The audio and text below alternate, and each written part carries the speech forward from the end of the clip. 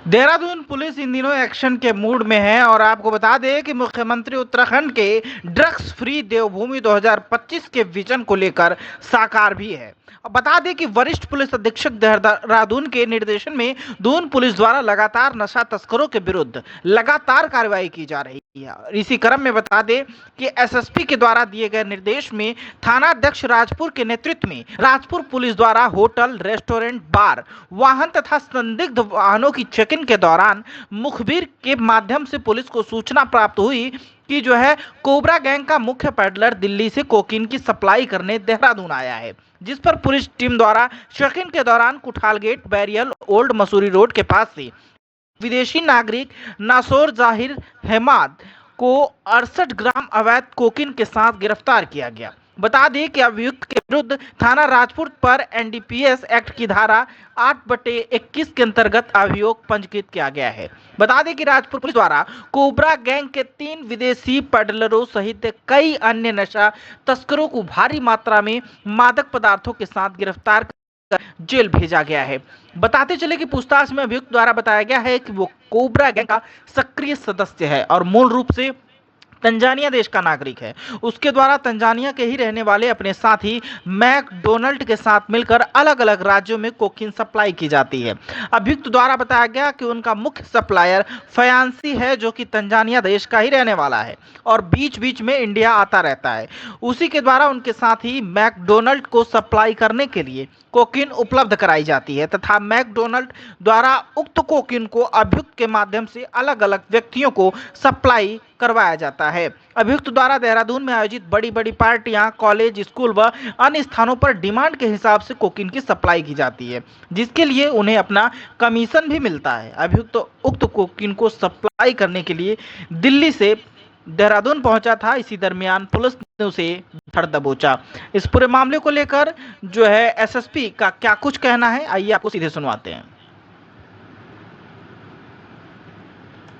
देखिए, जैसा कि माननीय मुख्यमंत्री जी का ड्रग्स फ्री देवभूमि 2025 का अभियान है, जिसमें खासकर फोकस अब इस बात का है कि जो बड़े बड़े ड्रग डीलर्स हैं या पेडलर्स हैं, उन पर ज़्यादा फोकस किया जाए, क्योंकि अभी तक जो हम देखते थे कि छोटी छोटी क्वांटिटी में भी लोग पकड़े जाते हैं यूज़र और बाद में जो है वो पेडलिंग का काम करते हैं। और इसमें इसी तरह का एक गैंग जो ट्रेस हुआ था वो कोबरा गैंग के नाम से था, जिसमें अभी तक 7 लोग की गिरफ्तारी हो चुकी है। इसमें 3 जो हमारे फॉरेन नेशनल पहले युगांडा, कीनिया और तंजानिया के गिरफ्तार हुए थे, जिनसे भी हमें कोकीन वगैरह मिली थी। क्योंकि लगातार ये इनपुट आ रहे थे और पिछली पूछताछ में भी आया था कि एक नेटवर्क है जो दिल्ली से ऑपरेट करके देहरादून ही नहीं अन्य जगहों पर भी इनकी सप्लाई रहती है और बीच बीच में आकर यहाँ पर डिलीवरी को देते हैं। तो इस बार जो सूचना मिली थी, इसमें तंजानिया के एक व्यक्ति का नाम आया था कि वो डिलीवरी देने आने वाला है यहाँ पर और कहीं भी शहर में। तो इस सूचना पर लगातार हमारी जो ओपरी टीम जो काम कर रही थी और कल चेकिंग के दौरान जो है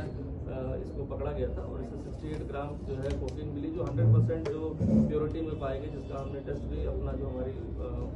पूरा डिटेक्शन किट होती है उससे भी हमने चेक कर लिया, 100% इसकी प्योरिटी पाई गई। और साथ ही साथ इससे पूछताछ में पता चला, इसमें व्यक्ति का नाम भी खुला है जो फॉरेन नेशनल है, जिसके माध्यम से ही यहाँ पर वो डिलीवरी देने आया था। जैसे पूर्व में 3 लोग आए थे यहाँ पर, जिसमें 2 युगांडा और कीनिया की लेडी थी और एक तंजानिया का व्यक्ति था।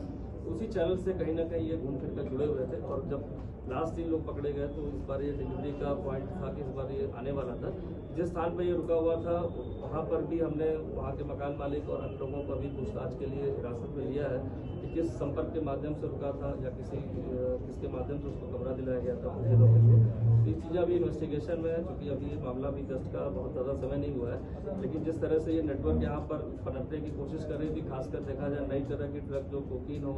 या LSD हो, इस पर पुलिस लगातार नज़र रखे हुए है। और इसमें एक बड़ी रिकवरी इसलिए है कि सेंस में कि नेटवर्क जो यहाँ डेवलप होता, जैसे 3 फॉरेन नेशनल, चौथा पकड़ा गया और मुझे लगता है कि जो इस गैंग का जो टारगेट था यहाँ पर, उसमें जिस तरह से लोग पकड़े जा रहे हैं, तो कहीं ना कहीं आगे जो हमारी सूचना तंत्र है जिसको हम शेयर कर रहे हैं, आगे भी और भी एजेंसी से एनसीबी से भी शेयर कर रहे हैं, तो हो सकता है कि आगे भी जो कनेक्टेड लिंक्स हैं दिल्ली में या अन्य जगह पर, उस पर भी कार्रवाई हो पाए। लेकिन अभी तक जो जानकारी है उसमें इसके द्वारा जो हमें चीज़ें बताई गई हैं वो कहीं ना कहीं फॉरेन नेशनल का नाम और आया, जिसके माध्यम से वो लेकर आया था। तो टीमें लगी हैं, उसमें देखते हैं उसमें आगे और कितना हमें टाइम लगता है, लेकिन फोकस पूरा है कि इस गैंग को पूरी तरह से